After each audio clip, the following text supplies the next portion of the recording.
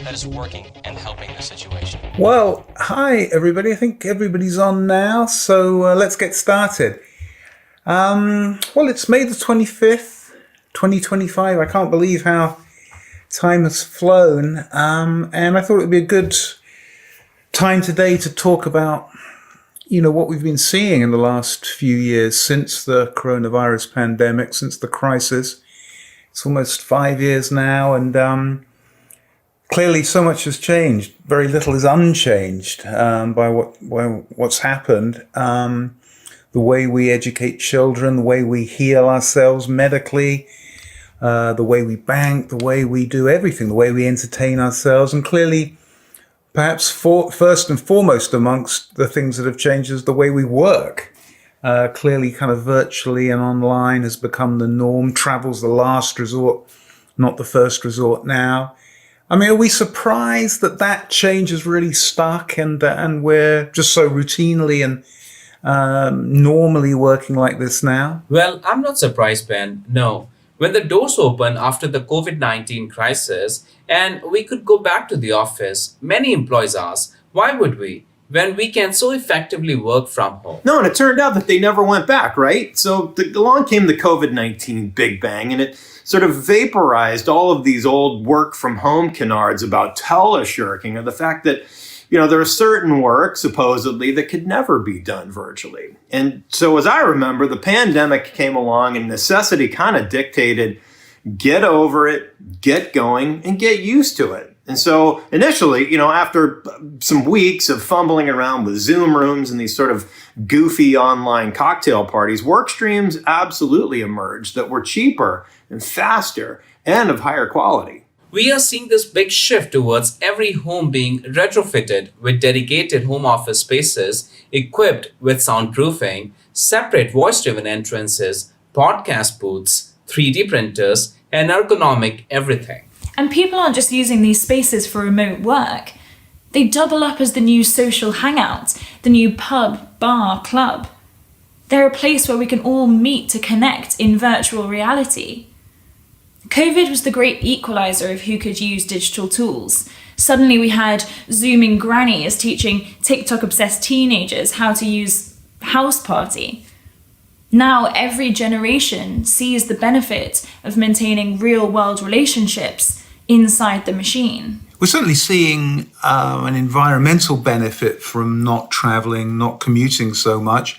I seem to remember you saying that you were going to make a personal commitment not to travel so much in the future on business. How's that worked out? How's that going? Yes, it's still going. You know what? I think the virus actually delivered a cosmic message to businesses that they had to change.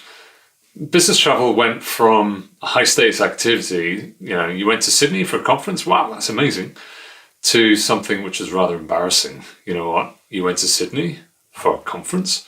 How could you?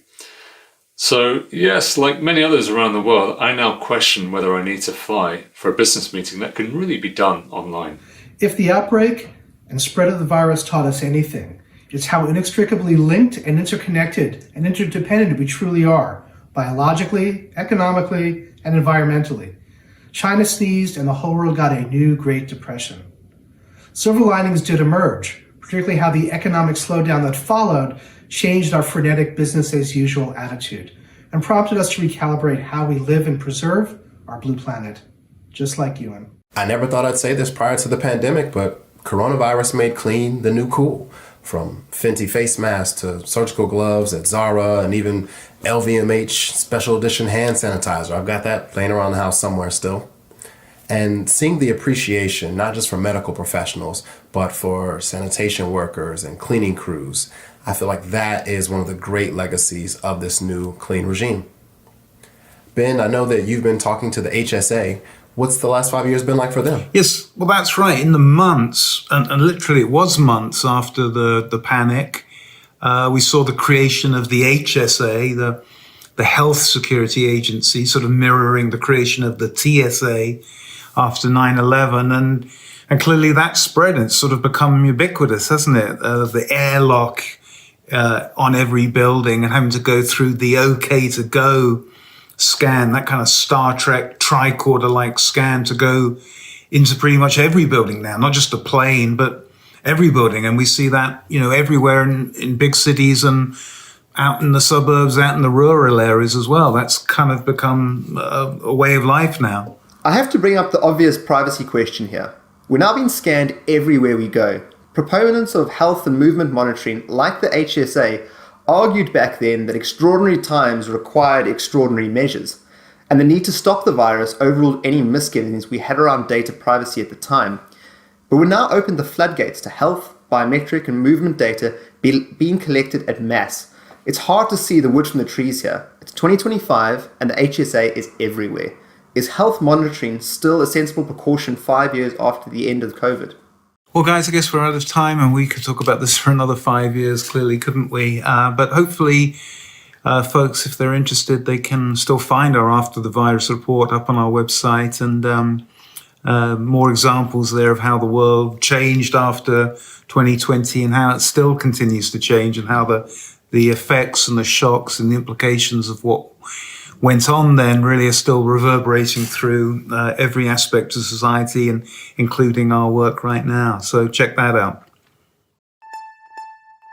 There's one company that is working and helping the situation.